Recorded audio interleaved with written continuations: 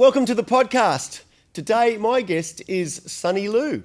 Hello, everyone. And yeah, thank you so much, Scott, for having me. It's awesome to get to meet you in person. We were just talking before we started that I'd kind of heard about you through a mutual friend. So it's lovely to get to meet you. Yeah. Hey, Michael. Who's over in Nashville? Yeah. Shouting you out, mate. Doing great things over there.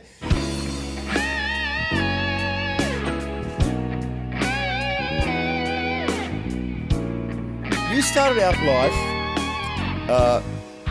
as a Danny. As a Danny, yes. So or Danielle. Danielle. So Sunny's a stage name. Yeah. Talk a little bit about how you come to use the name Sunny Lou. Yeah. And why use the stage name at all? Yes, that's a really great question.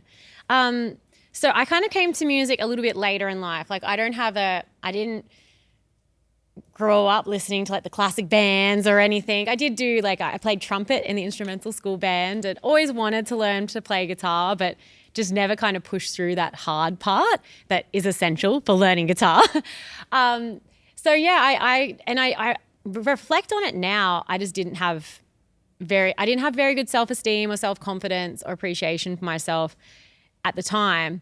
And I became a school teacher, which was really wonderful. But I'm actually so grateful for that part of my journey because I've worked on a ton of different public schools on the Gold Coast, like from primary to high school, and gotten to have a lovely experience. And I actually really feel through that experience, it really brought me back to music because I was working at Broadbeach State School and we had a little guitar club.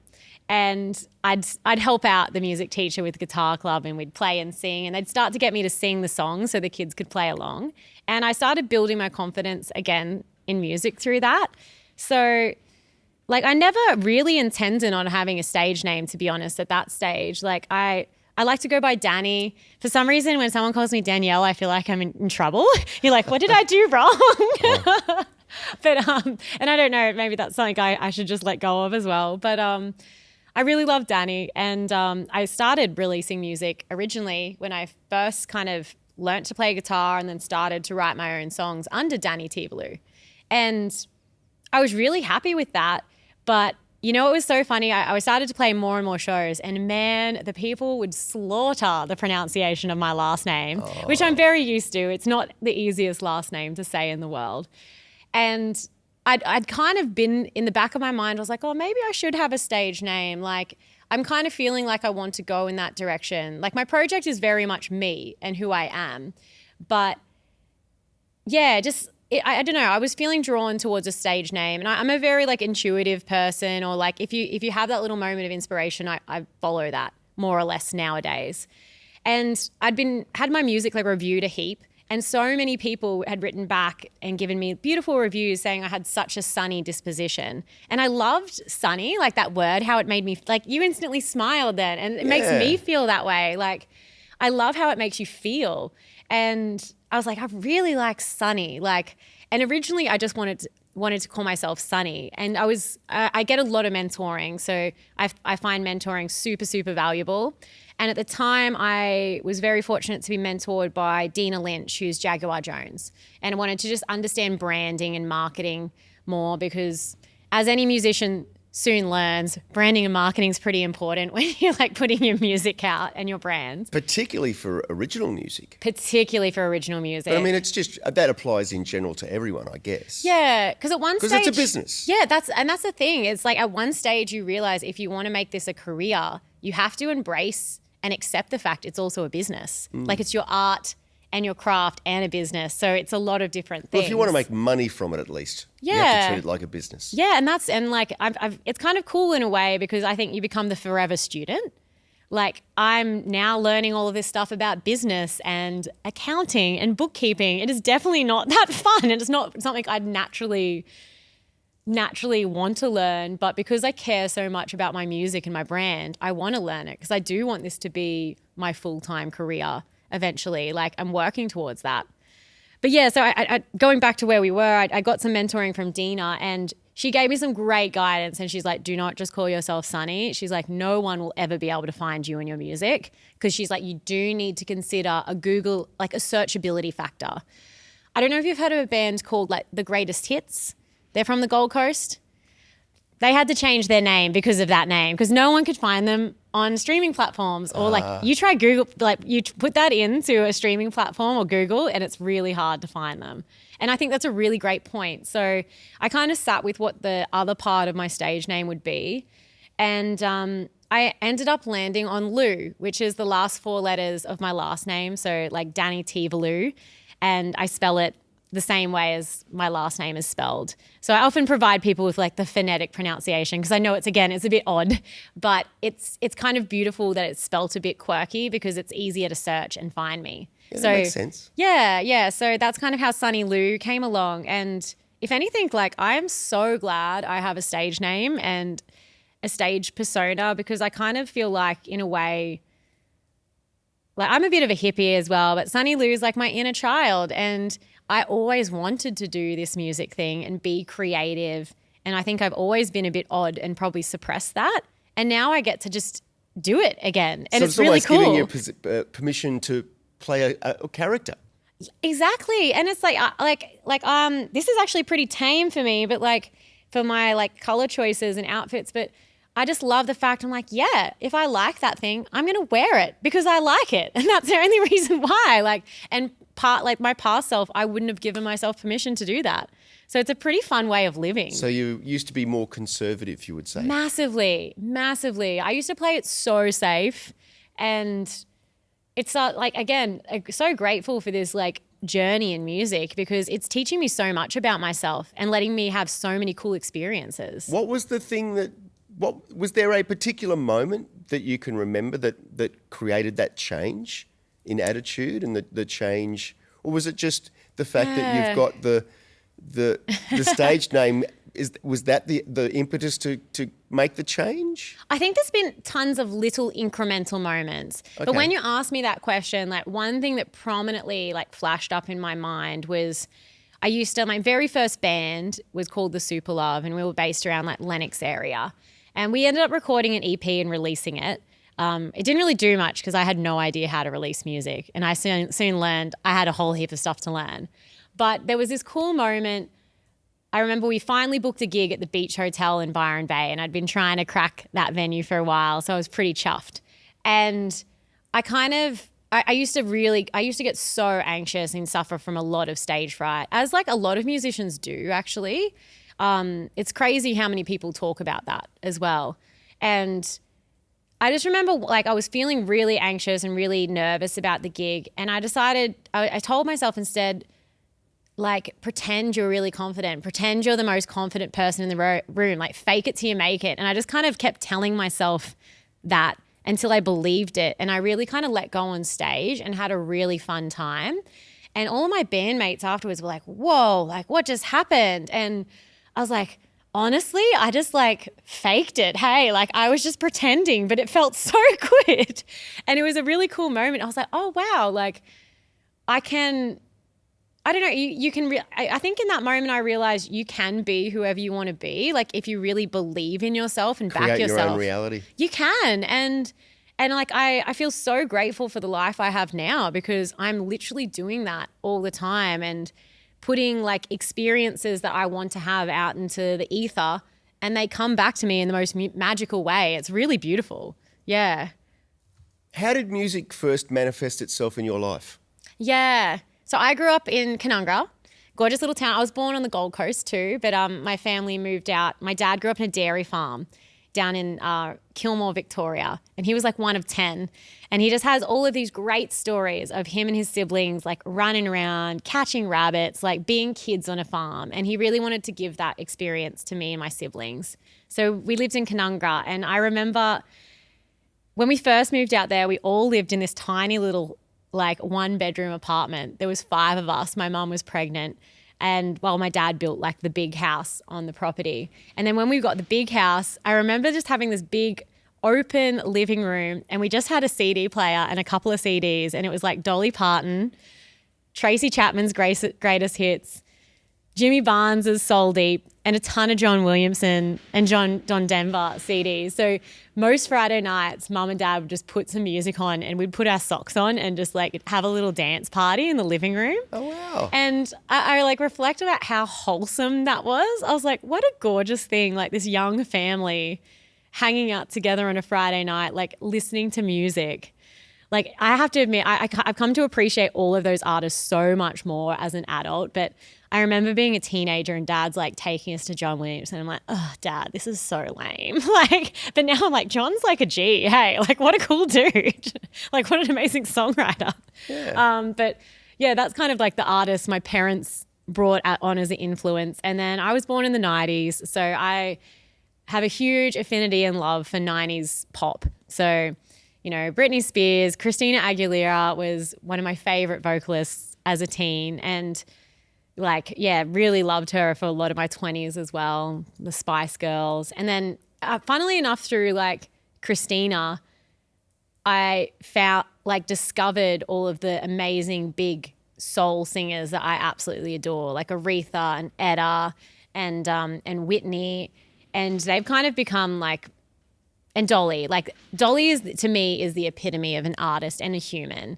Because I think she's an incredible songwriter, an incredible musician. Like, oh my gosh, I think she doesn't get props often enough for how great a guitarist she is. And also just a kind human. Like I love her philanthropy work and how much she's done for her local community and then people just all around the world. And she's someone I really, really look up to and aspire to with like when I pursue a creative career, because I did have a moment when I left full-time school teaching, because I kind of just do a little bit of school teaching here and there now, more so music nowadays, which again, I'm really grateful for. But when I left school teaching, I felt kind of a bit sad because I love being of service to my community. And it was so obvious when you have a bunch of kids in front of you and like, especially primary school, I have the same kids all year and you form such a beautiful bond with them. You see them grow as young humans and you make all these special moments together. And I was like, I can see how I'm having an impact on our society through these kids. Mm-hmm. Like it's so obvious. And I was like, wow, it just felt at the time really egoic to be like, I'm going to leave this to go back my music. Like I was just like, is it like, and it was kind of when I remember like thinking about Dolly and I was like, but look what Dolly's done for the world. And I think of all the times, and I'm sure you have songs as well that like when you're having a bad day or you're going through the ringer, you can turn to your favorite artists or your favorite songs and they just transform your mood. And I was like, wow, like I could potentially do that for other people. And it was nice to see like the pursuit of my music career through that lens, like more of service and helping and healing people. Well, it is amazing if you think about music, how people use music at almost every major event in their life. It's like, oh, it's so beautiful. Yeah, like I told you as well earlier, like my husband and I got married last year and it's so funny, like the songs we picked, we were so intentional, but every time they come on, like our first dance was to Billy Joel's Vienna. And I chose that song because we had this gorgeous moment early on when we were dating and he just put the song on and we had this lovely dance in the kitchen and it was so special. And it's like that song has now become like an anchor or a magnet to that memory. And it's so, yeah, it's like so beautiful. It transports me to that moment and I just feel so grateful every time I hear it now. But for other people, it might have a different memory. It's so fascinating. Yeah. We make these songs a part of our life. And they're so personal to you. Yeah. It's so beautiful. Yeah. You've been recording stuff for a while. How many albums have you done now? If I include the EP I did with my band, wow, that's 4. No, 5. Oh my God. Oh, I've done 2 EPs. So, yeah. Which I know mini albums, but under Sunny Lou, I've finished 4 albums. One is an EP, one isn't out yet as well, and I've already written the 5th, but we need to, like at the moment they're just like song babies. They need extra attention. Need to be developed. Yeah. It's like, okay. They need to grow up a bit. I love the essence of them, but I want to make it sure it's its best form first. Well, you've got an album that's just been released. Yeah, literally on Friday, on the 10th of October, I released my second studio album, which is crazy. So it's called Feeling Good. And it kind of feels so surreal because I've been working on it for like 2 to 3 years. Wow. So it's pretty cool that it's out in the world now. So how long between albums does it generally take for you to produce a recording? Oh, I think it depends, but like it depends on a lot of factors. I have this crazy ambitious goal. I like to set myself like big goals because I'm kind of the sentiment like, hell, like if you miss, if you like, you know, if you shoot for the stars, you'll still land on the moon, like even if you miss. So it's kind of cool. But I'd love to do 10 albums in 10 years. Okay. So I'm 3 years in and I've finished 3. Like one isn't out yet. We did a live album recording show at the start of the year. And I kind of think a lot of them will kind of embrace that kind of sense. Like my husband's a producer and really great guitarist and musician as well. So we're going to do like an acoustic album together and a duet album together and just different iterations, a covers album at one point. But yeah, I suppose it depends how much I can focus my energy and attention to the work, because oh man, it's so great. Like I'm sure you've experienced as well. Recording experiences can be so different. Like I've tried to work on songs that just never seem to get finished. And sometimes you're like, cool, maybe this song just isn't meant to be done yet, or I haven't met the person I'm meant to finish it with yet.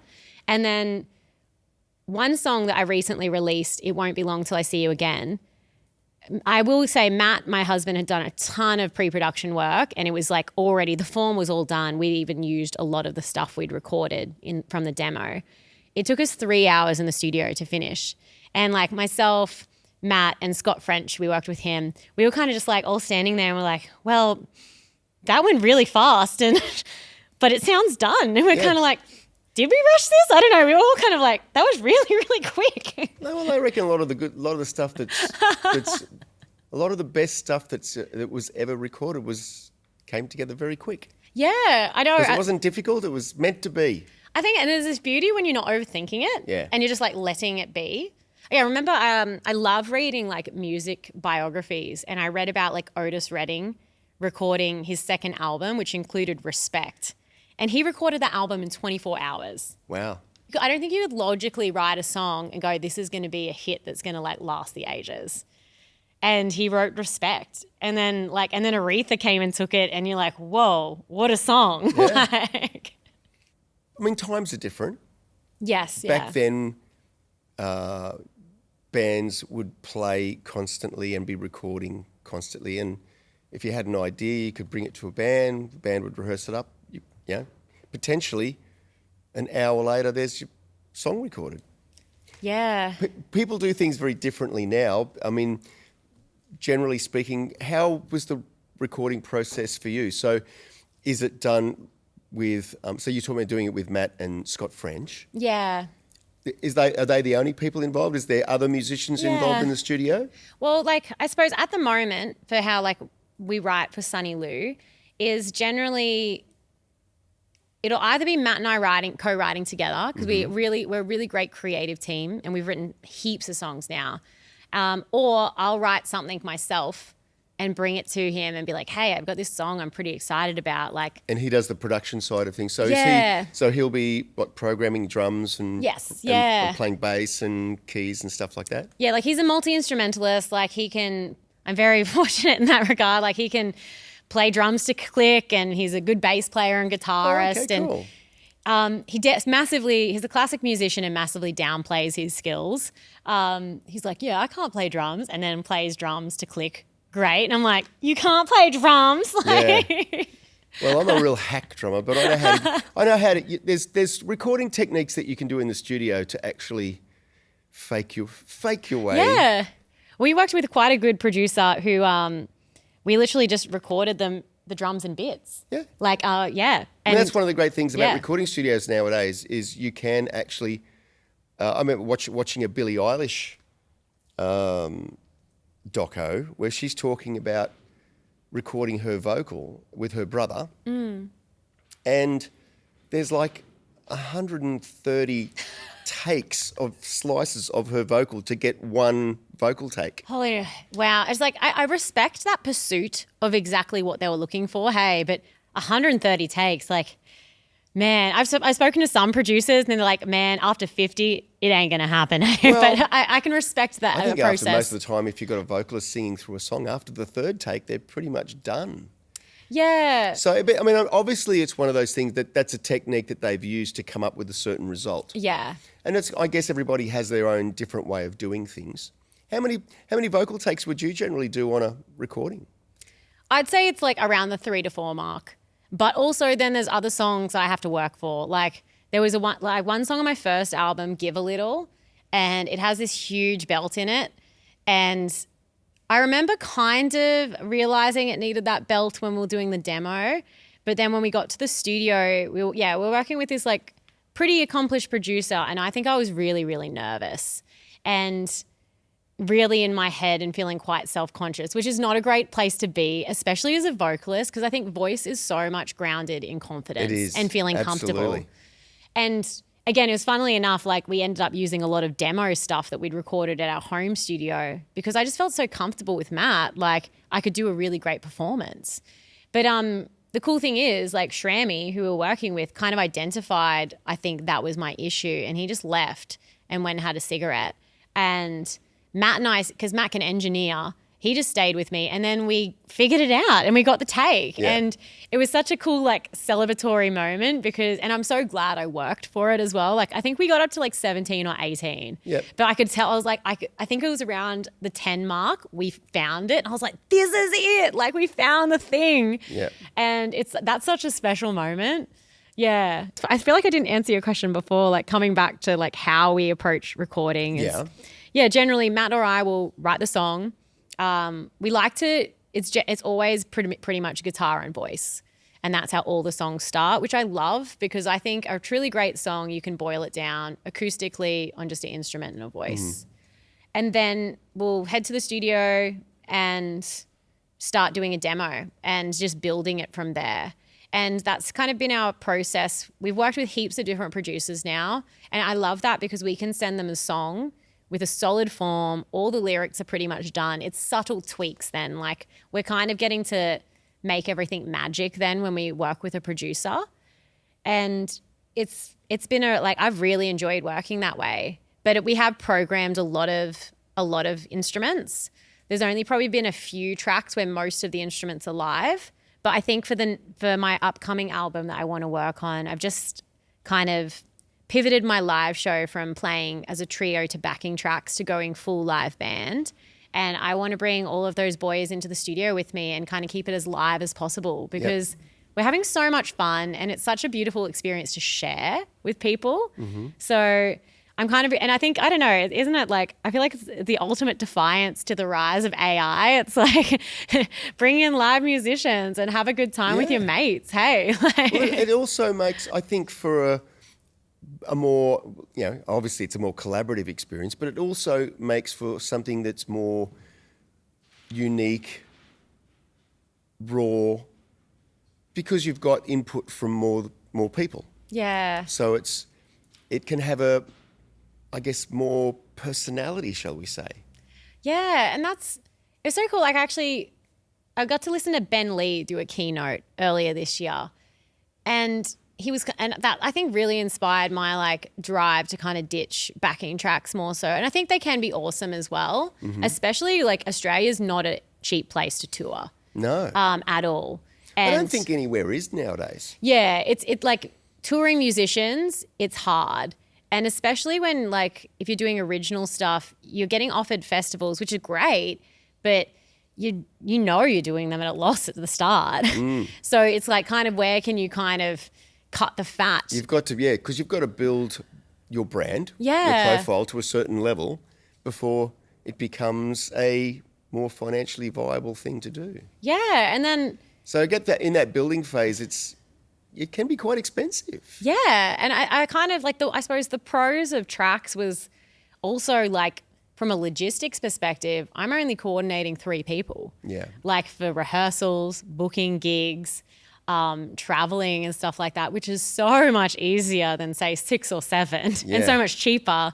And then if we were gigging fairly relatively often, so it also meant just I could pay everyone a better rate because there's less people to divide it between. Yeah. So yeah, I think they do have their value, but when I noticed, I started falling out of love. Like I was just falling out of love with doing live shows with them. I was like, well, let's just change it for a bit, because I think when you get that sense, or when you begin to observe cynicism, I think it's a great message from the universe to maybe change things up. Because I want to be a really grateful person. You want to have a sense of joy about what you're doing, and if you're not enjoying it, then I guess what's the point? I know. It also wouldn't be like, I don't know, maybe it would be funny, the contrast, but like Sunny Lou being like real cynical. Like maybe that could be a funny thing as well, but it doesn't seem to line up. You do quite a lot of social media. Yeah. Is that something that you made a conscious choice to do, or is it something that feels natural for you? It's definitely not felt natural, and I've been working on having a good relationship with it. And again, I got some mentoring from a friend, a good friend of mine, Annie Hamilton. She's an awesome indie artist based down in Sydney. She plays in Jack Rivers' band. She's a really good guitarist, graphic designer, awesome human. And I met her last year. I got to go to the Green Music Australia Sound Country Artist Retreat and got to meet heaps of amazing musicians from all around Australia. And it was we just all became friends, and it was gorgeous. But I saw she was doing really well on the socials, and I was like, I can learn something from this girl. And we've done a few sessions together, and it was really beautiful because she helped me reframe social media in my mind, and just have a better belief system around it. And I approach it now with I get to do this, and this is an opportunity for me to get to connect with a new audience, or even just get to connect with my current audience as well. She also gave me this great analogy, which I really love. And she's like, if anything as well, just see it as a virtual scrapbook of your experiences. It's a virtual archive. Yeah. And with that in mind as well, as I make a conscious effort now sometimes to go back through things. I'm like, wow, yeah, remember when I did that? Or it's really cool seeing it like that, because it is cool. It's an archive of my experiences, because it can be there's also the downsides to it. I literally got trolled the other week. I was going to say, is there do you work out a line where you divide between this is what I'm going to show people and this is what I'm going to keep private?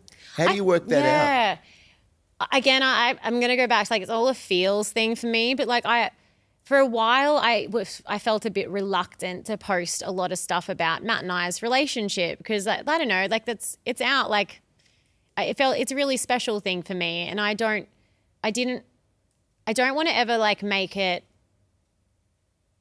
a thing I get attention. I don't know, it's a really precious thing to get to have a beautiful relationship with someone, and I take that really seriously. But I also think as well, it could be a really cool way of connecting with people. It's pretty cool that I get to make music with my husband, and we play shows together, and we get to travel together and have all of these cool experiences. Mm-hmm. So I feel like I'm becoming more and more open to sharing that together as well, but as long as he's on board with it as well. And yeah, I think I often, there's things that I'd be reluctant to share would just be if I feel it would really hurt somebody's feelings, I probably wouldn't share something. I just I don't want to go up and make people feel bad about themselves. I think there's enough drama going on in the world right now that people are doing their best to deal with. I'd like to be creating nice vibes for people to lighten the mood. Well, everything that I've seen that you've done, like you say, is it seems very positive. I'm very optimistic. Yeah, and it's very and it does reflect the whole sunny vibe. Yeah, you touched on AI a second ago. Yeah. And there's been a little bit of controversy just recently with the Gold Coast Music Awards, with an AI song being entered. Yes. it's almost unavoidable these days. People use ChatGPT for all sorts of things. I mean, Yeah. I've only been a recent convert to using it, and I use it to help with writing the chapters for the podcast.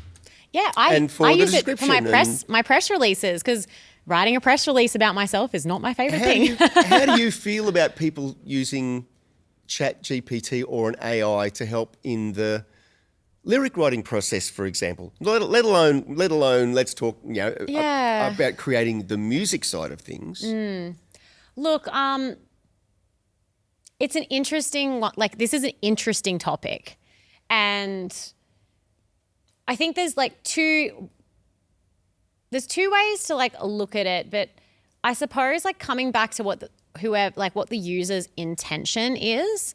And I know when I first started, man, if I was just learning to write songs and stuff like that, potentially I'd be tempted as well. But I also love just writing from my heart, and that's where I haven't used ChatGPT to write music or lyrics at all yet. But I also maybe for some people it might be a part of their confidence to get up and get into a studio and record their first song. I kind of think that's pretty cool. I mean, I know from my point of view, when I was young and first delving into writing songs, the music side of things always came really easily.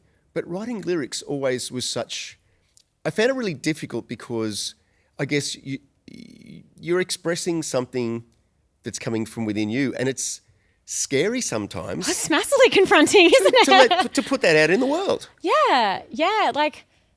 But this what we saw with the Gold Coast Music Awards and that AI song, that also happened. I think a friend of mine told me within the country music scene recently, there was also a novel that won an award that was written using AI. And Timbaland, who's a very big artist, has embraced the whole, and he's putting out a whole album with AI. It seems very strange. I don't it's so funny. I try to get a sense of what the intention is behind things, and I don't know if I really agree with. I don't know. Who knows? Maybe maybe that's my own preferences. I don't really agree with Timbaland's avid support of AI, but it's inevitable now. It's out and it's only going to keep improving. But I think what we'll see in the future is, I think that what I'd really love to see is it must be declared on your song. It's a tick box when you upload your song to a DSP or enter it in an awards category.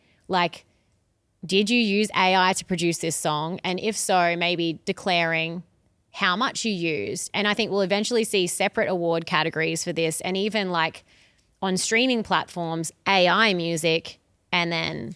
I guess it's really hard to work out how much AI, was it used in helping to write just the lyrics? Yeah. Was it used in helping to write the music? Was it used to actually produce the actual music? Or was the music actually played by real people?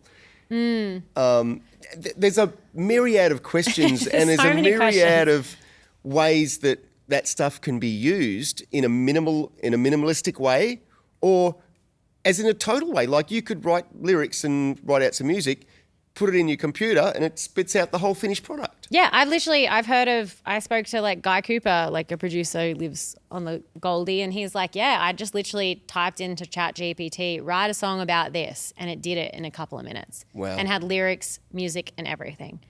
A part of the magic of music is community. And it's so cool when you're I want strings on my song. And it's pretty beautiful when you get to bring a real person in to play this. And oh my gosh, the diversity in how people play as well is so, I'm sure you've witnessed and personality. It's that thing of extra people, extra personality, gives you a different end result. And it might actually change the course of how the song goes, how it feels, how it translates to audiences. But I can also respect as well, on the other hand, that's really expensive. Yeah. And it's not maybe attainable. So maybe MIDI will have to do, or maybe AI for people will be a good interim thing. But I think I'd like to see people openly declare what they're doing. Yeah. I don't think that will happen all of the time, but that would be my preference for people to go, yeah, I used AI for this and to this degree. Because,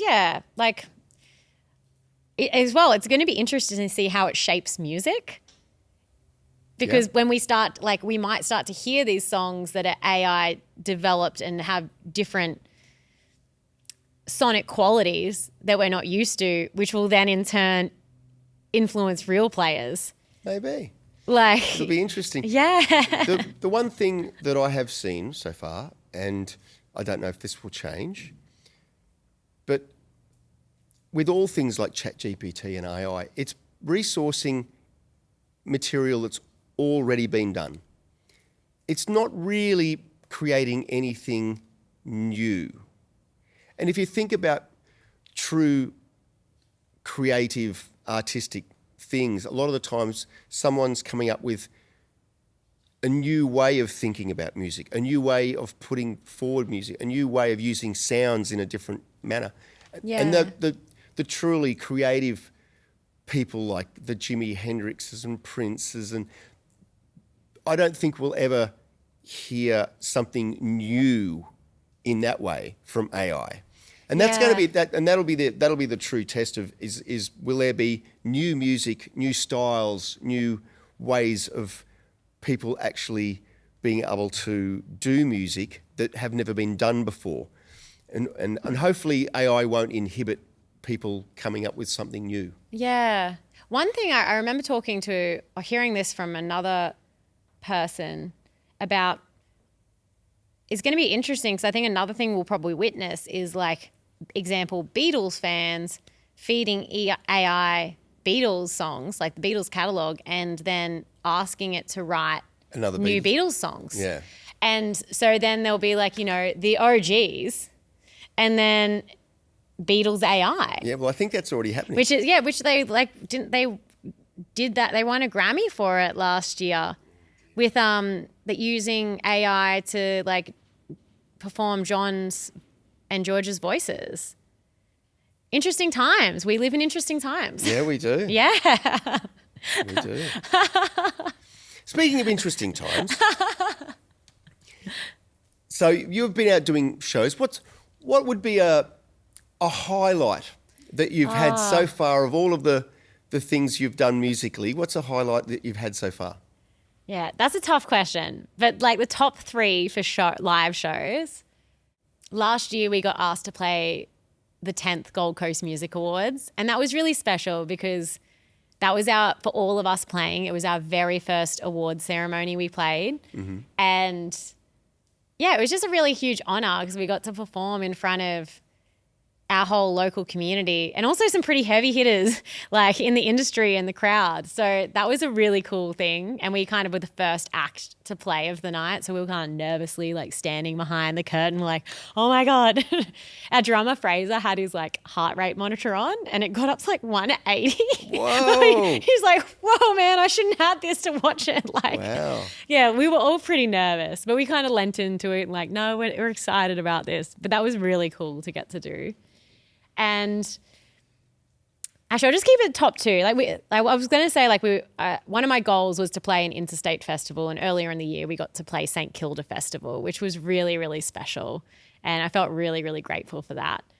But a few years back, when I was still releasing music under my own name, I got asked to support Death by Denim, and we played a run of shows with them through Southeast Queensland and Byron.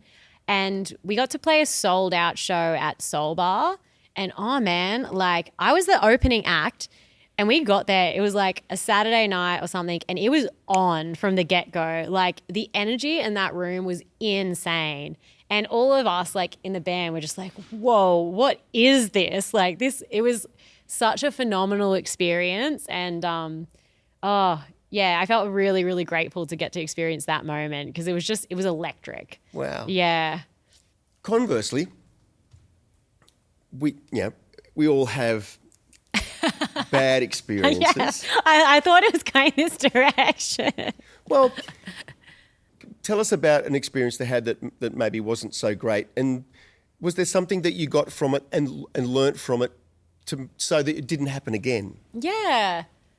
Yeah, I think probably like my lesser pleasant experiences gigging have been like doing long covers gigs. And especially just when like very drunk people come up and interact or just like heckle you, I can find it a bit jarring. But I also like am mindful of the context of things. Like I remember this one time I was playing this like covers gig and this drunk fella was trying to harmonize with me, but not very well at all. And it was so off-putting. And then he even went home and got his guitar and came back and he's like, I'm going to play with you. I'm like, you're not, because this is my job. And I was like, you're like, I didn't say to him, but like, you're clearly plastered. So it's just like, I think it just teaches you a bit of assertiveness, to be honest, because it's a cool moment when you like politely, or you politely stand up to people and go, no, like, I'm doing work right now. Like I know if you like, and I can, I've unfortunately been a bit of a pest to people probably when I've had a few drinks at bars, like, oh, I can sing. It's like, and I was like, no, don't be that person. I was like, oh, I'm getting my karma now. But, and then probably like, there was definitely a gig where I just like had a crappy day and was just kind of feeling bummed about a lot of things. And I just really didn't feel particularly sunny. And it was like, kind of felt like a little bit of me felt conflicted because I felt quite false in a way, but I like also just doing my best to show up and do the gig. And actually, like, I have to admit, it ended up going quite well, but I think that was kind of when I was realizing I really wanted to ditch backing tracks and pivot it to something different, because I think it's, like they could be useful in certain contexts, like maybe big festivals where we travel and just to minimize costs. But for like a lot of playing around this area, I'd really prefer it to either be like acoustic or full live band. Mm-hmm. And it just will kind of depend on what budget they have. I'm like, well, this is the iterations. This is what we can do. So, yeah. But yeah, I'm kind of grateful, if anything, for that gig where I kind of felt cynical and a bit like bummed about things, because again, I just think it was something I had to listen to and be like, oh, it's actually time to move on from the tracks and develop the live show further, which is a really beautiful thing. What's the 5 to 10 year plan for Sunny Lou? So obviously you've got another album worth of stuff written. Yes. That's in its infancy. Yeah. And you were saying you've got, you want to do 10 albums in 10 years. Yes. So is apart from that, is there anything else that you see happening? Yeah, I've got I'm like a bit of a busy bee and I have creative ideas constantly, but I love it as well. I love the variety this career offers. It's so cool. But I'm also in the process of launching my own record label, which will house like my music, my husband's music, and there's a gorgeous artist who's been like helping me work on social media content. Her name's Iris Dalbum, and I really love her. She's a really gorgeous person and super creative. So I want to like support her through my label to do that. There's a few community projects that I'd love to realize, which essentially would look like my husband and I supporting local independent emerging artists to record a song and release it. Because I think for a lot of people, I get right now we're in a cost of crisis. I didn't say that right. Was it cost of living crisis? I constantly slaughter that phrase. I'm like, cost of blah, blah, blah. Cost of living crisis for a lot of people. And they probably have music they want to release. But it's like for them, really, it's just like paying a producer is just not a priority financially right now. So again, that's kind of like, it feels nice to, I look forward to when we get to realize that project, because it'll be nice to give back to our community that way. So yeah, those things, I've already got a fair few of the concepts for the albums mapped out. Like I think I'm up to like number 7, because I've done one, I don't count my EP as an album within the 10 years. So I've got Flowers in the Sky, Feeling Good, and then we recorded a live album at the start of this year with like a full band, which was really fun. A lot more work than I anticipated too. Great to learn that. I know for future now. And then we're in the process of like fleshing out the demos for album number 4, which I'm not really sure of what the name is at this stage, but it's kind of cool because I found myself really like reflecting on my childhood and my roots and where I came from in the writing of this album. And it's really nice. There's a lot of like, I think if people listen to my music, they'd probably get to know me anyway. But I think in this album number 4, they'll really get to learn where I came from, which I really love the concept of. And then, so that's 4. I want to do a covers album, an acoustic album, a duet album with Matt. Probably like, and then I want to do like Sunny and Friends. I have so many musical mates. Like it'd be really cool just to team up together and do duets with my friends. Like even if we're covering each other's songs, I don't know exactly what that looks like. So that leaves 2 more, which I'm sure will end up with like original material. It's, I've been doing like, I was really happy. Like this year, at the start of the year, I wrote a song every single week. And I did that for the first half of the year. And then kind of album stuff really started to take up a lot more of my time, which is fine. Like they do take up a lot of time. But the best part about writing all of that time, I know I'm a nerd. I spreadsheeted all of this and I have like linked in all my like links to the demos and the lyrics and like some notes I took about the recordings. But that's where the 4th album has come from. Wow. So I sat down with Matt a couple of weeks ago and we went through my spreadsheet and I kind of told him the songs I could remember or fondly like was drawn to.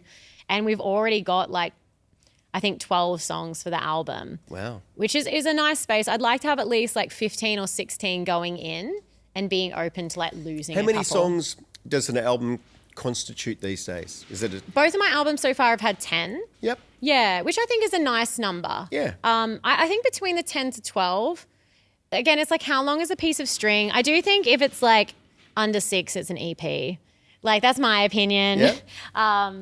I don't know why I get like a bit of a thing when someone calls like a 5-track thing an album, like it's an EP. If you've written like 15 to 16, is that so? That's you've written 15 to 16, and then you cull it back to cull it back to 10. That's the vision. Do you make the decisions, or does a producer make the decision? How do you make the decisions of which song goes in and which song stays out? Yeah, that's a good question. I feel like this one, it'll be quite collaborative between myself, Matt, and our producer. Like I want to work with the same producer this whole album, whereas my other bodies of work, I've worked with Flowers in the Sky. There were 3 different producers on that. And Feeling Good, we worked with 7 different people. Wow. but it was kind of, that was the concept. It was like, just let's have fun and let's work with heaps of people and see what happens. Like, and I had a ball, I have to admit. But yeah, I also think it's kind of cool when we'll go through that process. When I know if I'm really fighting for a song, I'll know that it needs to be in there. Or if I'm a bit indifferent, it's kind of like, I don't know, like I'm a very feels person and it'll all flow out. And I suppose I'll get to see. But yeah, I think like between 10 to 12 tracks, that would be great. Like, because it's also a matter of finances and things like that. Like wanting to record in this style is not going to be cheap. But like I can be a pretty resourceful person. So I'll do the work. I'll put things out into the universe and we'll see what comes in. Yeah. With the albums you've done so far, and you've got a new one out at the moment, how do you measure whether it's successful or not? And has the albums you've done previously, have they made you enough money back to justify the cost? I mean, I guess it's one of those things. How do you, like, obviously, like you were talking a second ago, like these things can be expensive to make. Yeah, they can be. Yeah. There's many ways to skin a cat. Like I know of many bands who do it all themselves, and that's really, really cool. And I look forward to the day when I'll do that myself as well. One of my favorite albums by Dolly is the one she self-produced after she left Porter Wagner's show, and I thought that was just so cool of her. But yeah, like I love that question about what do I define them as successful, and Yeah. I do, but from a financial and maybe a streaming numbers or like media landscape space, I wouldn't call them successful, but it's so nice. Like I'm so glad of where I am with my headspace right now, because like there's multiple ways of looking this. From a personal perspective, oh my gosh, these albums are so hugely successful. Like they've allowed me to live and create a life I want to live and I always dreamed of doing. And like, how can you put a price on that? Yeah. And yeah, I feel so grateful for that. Like, and I feel a very lucky person, but also like I've worked and earned a lot of these things. Like it hasn't come easy. Hey, like I don't have rich parents. I don't have a hookup somewhere. It's like, it's me working 3 or 4 jobs sometimes, maybe 5, or like writing grant application after grant application and crying because they didn't get through. And I have to keep like, I think creatively about how I can do it anyway. Like it's a lot of grit and resilience, to be honest. But again, just so grateful for that, because I'm like, I think it's been able to show me what I'm like, yeah, I'm actually pretty resilient and pretty resourceful and pretty tough, and I can do a lot of things. I don't have strong streaming numbers. I don't have a huge social media following and things like that. That would be a goal for the future for you, to actually increase those numbers. It is, but from like a genuine perspective. Like funnily enough, recently we sold one of our cars and we bought a van, because this summer my husband and I are going to go on an acoustic tour down the southern part of Australia, like through central New South Wales, like South Australia, Victoria, Queensland, and go place grassroots shows, like to small audiences who want to hear original music and help build the brand. Yeah. And the cool thing is I've mentioned this several times. I got to do a mentoring session with Fanny Lumsden, and that's how her and her husband started. She's like, we did that 10 years ago. She's like, we called it the Hills Hoist Tour, and we went and played in people's backyards, and we'd throw the hat around to pay for fuel and like save for the next like recording project. And she's like, that was how I built my career. She's like, it was because of those shows. Wow. And I think that's so inspiring. So very grassroots. So grassroots. But I think that's what the future of our music industry is. It's like really centered on community and connection. Yeah. And I want that real stuff. Like, and it was kind of cool because after Flowers in the Sky came out, I had wrongly attached all of these expectations from where I thought it would take my career. I thought it was going to blow my career up and turn me into this big star, and I was going to be playing all of these cool festivals and getting all these, like working with all the producers and songwriters and all that stuff, and it didn't happen. And I was like really frustrated and upset about that, and like mad and all of the things. And I kind of let myself feel it, because like past me would have suppressed my emotions. I'm like, no, like I can feel these emotions in a healthy way and process it and then let it go. And it was cool when I did that, because I was like, I kind of began laughing at myself, because I was like, man, you fool, you missed the magic of it all. Like I just released my first ever album. Like this is a lifelong dream of mine that I just accomplished.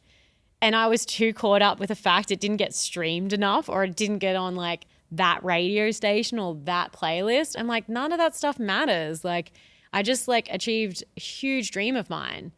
And after I kind of had that realization, I was like, like the penny really dropped. And so for feeling good, I just wanted to embrace all the things I loved about music. Like I wanted to write fun songs that are fun to play live and work with heaps of different people and have a good time and feel good.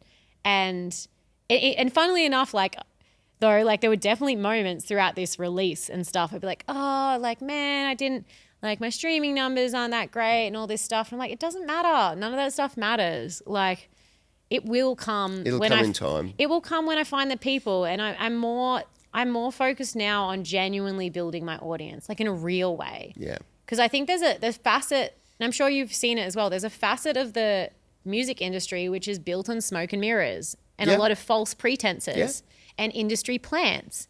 And I truly think that's something of the past. Bought subscribers and paid for... Yeah, bought streams, bought for like... buy yourself onto a playlist. Yeah, there's so many ways you can... Like success can be fabricated. But I want like... it's kind of cool because I'm realizing a foundation of my brand and also like my belief system and who I am as a person is I want it to be real. And I'd rather play a small intimate show of like 10 people who really want to be there and genuinely get something out of it rather than falsely sell something else out. And it was, for my launch show this time round, I was already kind of feeling pretty burnt out because I was juggling a lot of things prior. So I spoke to one of my mentors and she kind of suggested, she's like, why don't you just do a really small, intimate acoustic show instead? And I was like, that's a really good idea. So I went and told Matt and he's like, yeah, like I suggested. And I was like, oh yeah, sorry babe, I had to go ask someone else first. I was like, yeah, you were right. I didn't listen to you. And that's what we did. Like, cause previously I'd like, for my first launch show, I like managed to sell it out at 120 tickets, which is pretty good. But I had to hustle really hard for that. Like that wasn't just going, come to my show and all the people came. That was me messaging heaps of people and doing so much social media stuff. And I just didn't have it in me this time. I was like, I'm already feeling pretty depleted. And I was looking at my schedule ahead and I was like, let's just keep it small and nice. And it was actually so beautiful. And it was like 40 of us, but it rocked. Yeah. And it was so validating. So I was like, this is what it's about. And this is what I want to make it about, which like it kind of feels natural to leave the tracks at that point. Like it's kind of real, giving yourself space in the music to respond to who's in front of you. Because we kind of had these beautiful moments that we just bounced off and vibed off the crowd and let it take us in that direction. And it felt like we had a beautiful energy exchange with the audience and us as performers, which I loved. And I was like, this is, for me, that's what music is about. And that's the kind of act and live show I want to be playing. Yeah. You get a positive experience from that. And that helps, it helps you actually move forward into bigger and better things as well. Yeah. And I guess those people, too, if you gave it a more intimate thing, it meant something special for the people that were there as well. Yeah. And so many people like who came to that show, like every single one of them like sent me a message afterwards and was like, thank you so much. Like that was incredible. That's and great. I loved that. And I was like, I've never like, how cool to like have so many people who came to the show be like genuinely moved by it. Yeah. And what else could anyone ask for in their music? Like that's pretty special. Yeah. Yeah. It is. Is there a theme behind the latest album that's out? Is there anything thematically going through the whole album? Yeah, it was kind of cool. Like it's definitely like feeling good is the concept behind it. And I think it's like this genuine drive to just want to be a bit better. Like, or like it's a genuine, like, I think it's infused with optimism. Because on Saturday, I actually did like a live album listening party on 4ZZZ. Oh yeah, I saw that. Yeah. I was so stoked. Like my friend Ez, who's a beautiful human, we kind of first met through radio and have become friends. And he offered to co-host a show. So we took over a 2-hour show live on air and That's played. awesome. It was epic. Like we played the whole album start to finish and spoke about the stories behind every single song. And I was like, wow, like how often does this get to happen on radio? Like it's pretty cool. Yeah. And it was so beautiful to get to talk through all the songs because there's a bit of light and shade in the album, which I love. Like I can dance around genres from time to time, but I'm very much of the perspective, like serve the song and let the song be what it wants to be. And if it wants to be rockier, let it be rockier. If it wants to be like folky, let it be what it wants to be. Going through all of that process and talking through song by song, I was like, wow, there's a genuine belief that things can be better, which I really like. Is there a favourite song that you have on the album? I think definitely It Won't Be Long Till I See You Again. That's probably one of my favourite songs I've ever written. Yeah.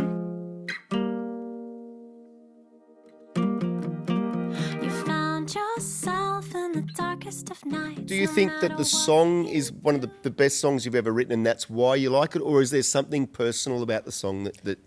There's definitely something personal about, there's lots of stuff personal about the song. Like originally I wrote this song about, unfortunately over the last couple of years, I suppose this is a bit of a trigger warning for people who are listening, but like I had 3 friends who have lost siblings and a partner to suicide or drug addiction. And so, yeah, it really sucked. Like hearing from one of your mates and they're like, my sister's gone. And like through and then you see someone you love so much, like in the depths of grief. And grief, I'd never kind of witnessed that kind of grief before. And I was like, whoa, like it's so much. And you can't take that pain away from someone. And like another dear friend of mine lost her husband like about 6 years ago to a drug overdose. And again, just like all of a sudden she was widowed and had 3 children she was raising by herself with no life insurance, and like not only dealing with grief, but also the financial burden of all of that. And it was a mixture of like those 3 friends, like another friend, like, oh God, she had a tough run, like lost both of her parents to illness over a couple of years. And then her brother took his own life as well. And I just saw these people and I was like, wow, like they are going through the bloody ringer. Like that is a tough cross to bear. But every single one of them kept approaching life with such love and kindness. And that I found that so compelling and just so truly beautiful. I was like, you have every excuse in the world to be a bit of like a dickhead, or like to show angry and bitter and resentful. But they kept coming back to love, and they kept coming back to all the beauty in their lives. Like my best friend kept coming back to her 2 gorgeous children, her husband, and same with my other friend. She made her whole life about her children and this beautiful business that she's built that helps so many people. And same with my other friend. Like they're constantly just showing up and then actually like making the world a better place for other people. And I just found that so gorgeous. And that's kind of where the song kind of came from originally. Like I deeply admired all of them just for like continually showing up with love despite being thrust into really tough times and the dark night of the soul. And then, so it's always been a very special song to me because of that, because I was like, a lot of suffering went in to make this song. Like it's quite profound. And then like also like when it came to do the music video, because I love music videos. Like I know everyone's like music videos are a thing of the past, and I'm like, no, I love them so much. Like it's visual storytelling. It is, and that's why I love them. Like because often I'll be in the studio and I'm already seeing in my head what I want the music video to be, and I think it's such a cool way, like another way of telling the story. Yeah. And telling stories, which we love innately as humans. Yeah. But I knew with this one, I was like, I can't tell my friends' stories. Like these are too deep and too personal for them. Like I didn't feel comfortable asking any of them to, like I try not to disclose their names and things like that in the publicity around it. Cause I'm like, that's their story. And it's also deeply personal to all of them. And I'm not going to try capitalize a media moment off my friend's suffering. Like I kind of find that a bit of a disgusting behavior. But so I kind of reflected on my own times, and like I went through a pretty rough time like during my teen years, like late teens and early 20s, like really didn't like who I was, didn't have much confidence or self-esteem at all. And like it's kind of phenomenal how much I've changed as a person. Like it is a very teenage thing to experience, but I did have like a few other factors. Like my parents were going through quite a messy separation at the time. There was some mental health issues in there. Some other like darker experiences I like probably like would prefer not to get into right now. But it was like I went through like my own kind of rough time, and for a long time, I didn't want to go back to Canungra, my hometown, because it just like every time I go there, I just think of all of these crappy things that had happened, and it had soured the place for me. Mm-hmm. So when we went to make the music video, I was reflecting on that. I'm like, I think we need to go to Canungra and make the music video, because that's where I went through my dark times. And like the fact that I don't like going there still is like a sign I haven't like put that to bed.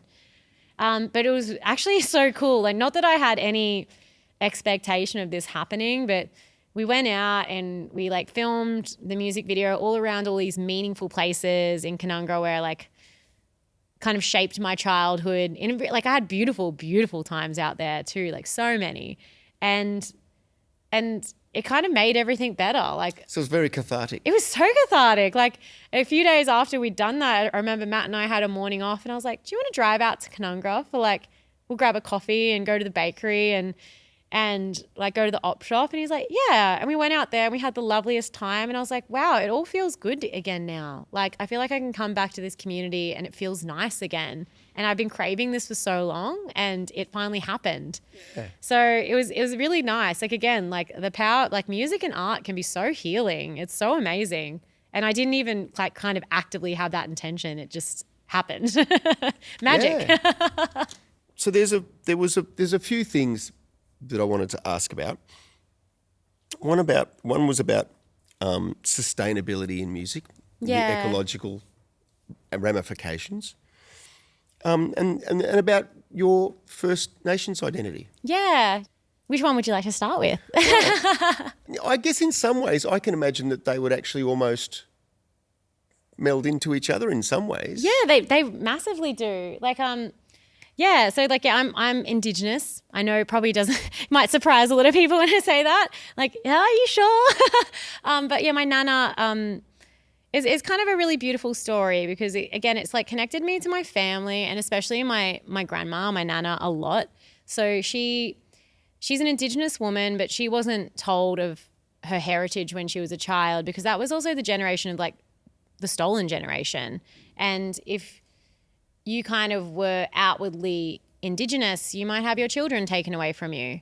So I can understand how a lot of people didn't know their ancestry and also like have shame around that because of layers of things that have happened in our country, in our country's history. So it wasn't until she actually had my mother that she found out. Like my mother looked like a little Aboriginal girl and her mother told my nan at that time. She's like, just a heads up, you should probably know that you're actually Aboriginal. And it was kind of still not spoken about because it was still of that era where just things weren't really spoken about that much. But when my mum and her brothers were younger, my nana moved her family to the Gold Coast. And then like, we didn't really talk about it much as a family growing up because I don't know, my dad's he's a Dutch man. My grandparents are Dutch immigrants who immigrated here in the 60s. And I just always found we were always talking about my dad's family. Like he's from a really big family and they're loud. So that's where Tevalu comes from. Yeah. It's very Dutch. Yeah, it's Dutch. And in the Netherlands, it's pronounced Tefelua. And it means the forest. Oh, wow. Which is pretty cool. I got to go there to where my grandparents were. I grew up with my cousin a few years back and it was so cool. Like we spent time with my Dutch family and it was such an amazing experience because we just had the best time with them and we stayed with them for like a week. And I remember when we went to leave, all of us were so sad. We're like, we just don't want to go. We just like love hanging out with you. And they're like, we're the same. Can't you just stay? And that was so sweet. But and then naturally I have a convict as an ancestor who stole fabric and got sent over to Australia for that. And he met an Indigenous woman and had a child. And I feel quite privileged because my whole ancestry on my mother's side has been documented. Like we literally have a book with all of our family tree, which is like not many families get to have that. Like there's a lot of people who don't know where they come from because of like different factors from the past societies, like and what they valued. But yeah, so like I've like kind of in my 20s, my late 20s, like connecting more and wanting to know more about my Indigenous heritage. Because my nana she'd start talking about it more and more and we'd spending more and more time with each other. And yeah, it was really beautiful. I learned that I'm from the Walewan clan, which is a clan down in regional New South Wales around Canamble, Warren, Brewarrina. And then my cousin and I dug a bit deeper and we ended up connecting with a Walewan elder out there, Sooty Welsh, who's an amazing ceramicist and a beautiful man. And a few years back, we like drove out there together and it was really cool. We actually found like my great great-grandparents' tombstone, and he took us around and showed us like culturally significant areas. And my nana's like, she's a bit too old to travel now. It's too far for her to go. But we were sending her all these photos back, and she was just so like, I could just tell how much it meant to her, which was really special to kind of get to share that with her. And like potentially that probably has influenced how much I care about the environment, because it's kind of I've always had a bit of a green heart and been a bit of a greenie. Even when I was a school teacher, I'd run like recycling programs with my students, and we'd watch the war on waste. And I've always done my best to try and minimize my impact, which isn't always easy in this like No, it's not. modern world. Like So much plastic. So much plastic. Like flying is so easy nowadays, but it has big impacts like fashion, like food waste. There's so many things, and it can be very easy to feel overwhelmed and disempowered with it all. Again, for me, like I want to make my music really meaningful, and because like if I deeply care about something and I deeply feel passionate about it, I'll work day and night, all hours, blood and bone to make something happen when I really care. And for me, that it made so much sense to embed like environmental activism into my music. And there's an amazing organization I absolutely love called Gondwana Rainforest Trust. And they're based out of Mullumbimby, but they've been doing incredible work, I think, for about the last 6 years.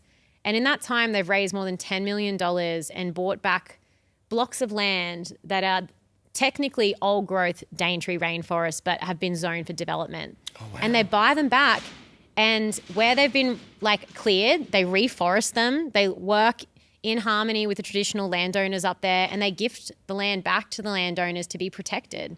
And I just think the value that they are adding as an organization for an entire world, because it's so important we keep these old growth rainforests like healthy and thriving. Yeah. Because they consume the carbon dioxide. They're the lungs of the planet. They are the lungs of the planet. Yeah. And it's so valuable for our entire earth, as well as like, you know, being a place for wildlife to thrive and live. And yeah, I'm sure you're the same. I love going hiking and spending time in nature. And I spent a lot of time doing that as a kid. And when I become a parent, I want to be able to take my kid to these places.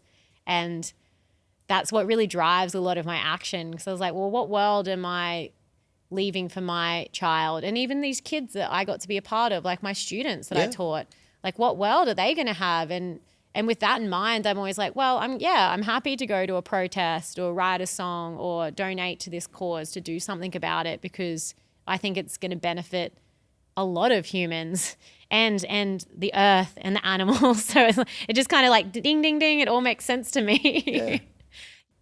Like I stand on the shoulders of giants today. There's so many people who came before me who made it easier for me to get to do what I do. Like I think like my nan is an incredible organ player, and she's told me lots of stories about how like when she had to do her piano lessons, and her piano teacher would pick up on the fact that she could just read sheet music really well and hadn't practiced.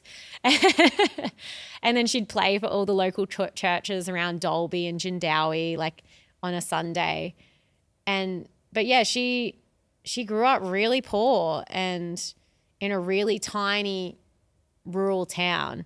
And I'm kind of privileged enough to get to grow up on the Gold Coast and like have better opportunities and get to make a better life for myself. And it's kind of because of my nana and my grandparents and both my parents that like they did their very best to help myself and all my siblings. And I feel really, really grateful for that. And it's now like I get to like, how cool. I get to do music. I get to sit here on a weekday and record a podcast interview with you. Like that's pretty awesome. And like, yeah, I dreamed of getting to do this once upon a time, and now it's real. Well, you got to have dreams. Yeah. Is there anything that subject or anything that you wanted to talk about that we haven't covered yet? Again, I want to kind of tread lightly, but there's been some things like I've witnessed it, like, you know, the earth or what's happening in the planet right now with people is a lot. But I'm also mindful that it's like I kind of don't want to fuel fires and things like that, but probably I've been witnessing a lot of division in the world, and I'm sure like you've been observing that as well. Like there seems to be a lot of pitting people against each other, groups of people. There's been a lot of marches and stuff, and some of them I agree with and some of them I don't. But I keep coming back to, I think the most important thing right now for everyone is just to be kind.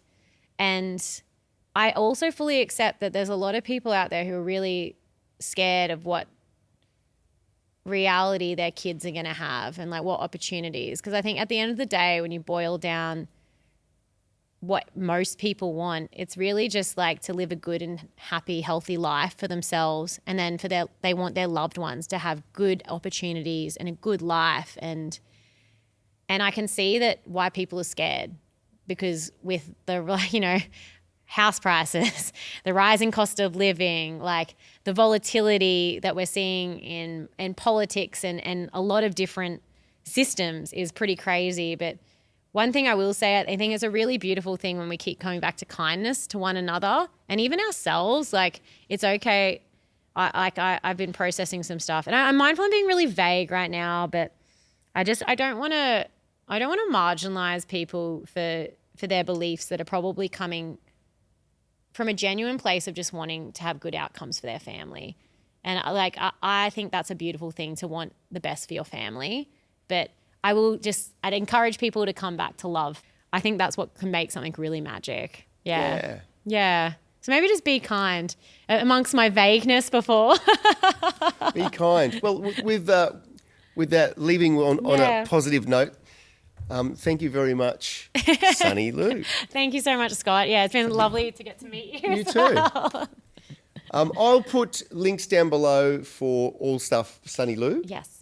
Beauty. And you can go out and buy her new album. Yeah. Oh my gosh. Yeah. You can actually buy it. I have like vinyl and CD options, or like whatever is financially viable for you. But I personally ship everything. So you'll be getting a personal note from me if you buy a vinyl as well. And I'll be very grateful for you. And I will see you all on the next podcast. Thanks for watching. Bye. Bye. Thank you so much, Scott. That was lovely.